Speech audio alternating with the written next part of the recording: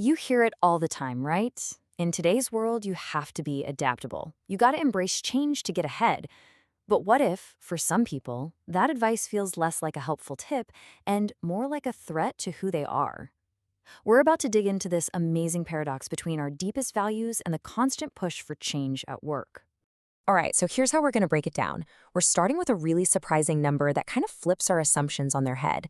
Then we'll dive into a worldview called purple to understand why stability can be a fortress. We'll look at the potential downsides too. Then we'll zoom out to see the bigger picture and wrap it all up with a really practical takeaway for anyone leading a team.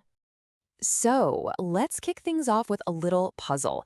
It all comes down to a single piece of data from a huge global survey that asked a pretty straightforward question: what makes people successful at work? And trust me, the answer is probably not what you're thinking. I mean, really think about that for a second. We're constantly bombarded with messages about being agile, pivoting, embracing disruption. But is that really a universal truth for everyone? Okay, here it is. Negative 0.0785. I know, it doesn't exactly look earth-shattering, but this little number is a huge clue. It's a statistical finding from that global survey, and it reveals this quiet, powerful pushback against one of the loudest mantras in the business world today. So, what in the world does that number mean? Well, it shows a negative correlation. Basically, the more someone's worldview is built on things like tribal loyalty and sacred tradition, the less likely they are to think that being adaptable to change is a big deal for being successful at work. The real question is, why? To really get what's behind that number, we need a way to map out different worldviews. We're going to use a framework called spiral dynamics, which uses colors to describe these deep value systems. And the one we need to focus on right now is called purple. So the purple worldview is all about the tribe. The absolute top priorities are safety, belonging, and keeping traditions alive. You can think of it like a super tight-knit family, an ancient community, or even one of those legacy teams in a company where everyone's known each other forever. Everything is seen through this lens of kinship and sacred rituals that keep the group safe and connected. And this quote just nails it. From the outside looking in, you might see this as stubborn, being stuck in the past. But if you're on the inside, stability is, well, it's everything. It's that sacred container, the very structure that holds the tribe's identity and soul together. Let's really unpack this idea of stability as a fortress. This isn't about resisting change just for the sake of it. It's about protecting something that feels essential, almost sacred for the group's survival. And this is where you see that huge disconnect. An outsider, say a manager trying to implement a new process, just sees a wall of resistance. They see something rigid and anti-progress.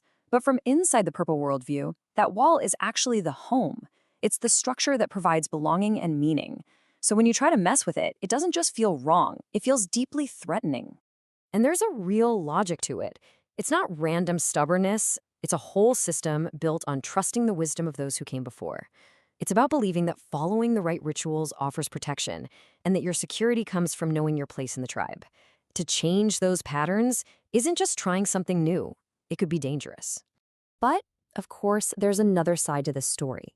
We have to be honest and look at the potential vulnerabilities that come with this worldview, especially when it bumps up against our fast-changing modern world.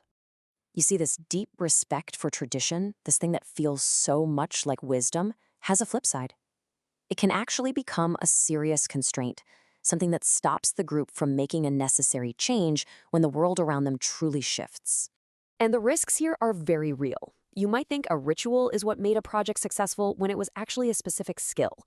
That makes it hard to repeat success. You might reject a brilliant new idea just because we've never done it that way before. And most critically, if the whole environment changes, like a new technology disrupts your industry, that inability to adapt can be absolutely catastrophic.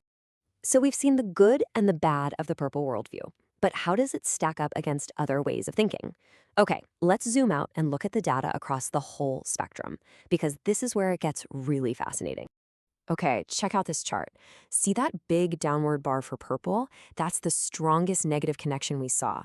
But look, it's not alone. Blue, which is a worldview all about order, rules, and structure, and green, which is focused on community and harmony, they also have a negative view of adaptability. What's the common thread? All three of them put the group first, way before the individual. Now, let's flip the script. Look at these guys. These value systems all show a positive connection to adaptability. You've got red, which is all about individual power. You've got orange, which is the classic mindset of strategic achievement and winning. And yellow, which is about flexible, big picture thinking. For these more individualistic worldviews, adaptability isn't a threat at all. It's a superpower for getting ahead. So, after all that, what does a leader actually do with this information? This brings us to the most practical and, I think, the most powerful part of our whole discussion. And here is the single most important mental shift you can make. The goal is not to fix people with purple values. It's not to try and force them to change who they are. The real solution is about smart design, about creating an environment where that deep need for stability can exist right alongside the need for adaptation. And there's actually a pretty simple 3-step playbook for this. First, you have to find and actively protect the core of the group's identity, the stories they tell, the relationships that matter. Second, you draw a clear line in the sand. You define what will not change. That creates a feeling of safety. And then, once that core is secure, that's when you can start to innovate and bring in change around the edges, in places that don't threaten that sacred center. This quote just brings it all home perfectly. When you get this right, stability isn't the enemy of change. It's the foundation for it. It becomes the solid ground that makes adapting feel sustainable, instead of feeling like it's slowly chipping away at your soul. And that leaves us with one final big question to think about in our own jobs and our own lives. In this constant, relentless push for agility and change, at what point do we risk cutting ourselves off from the very roots that give us our strength? When does being adaptable turn into just being rootless?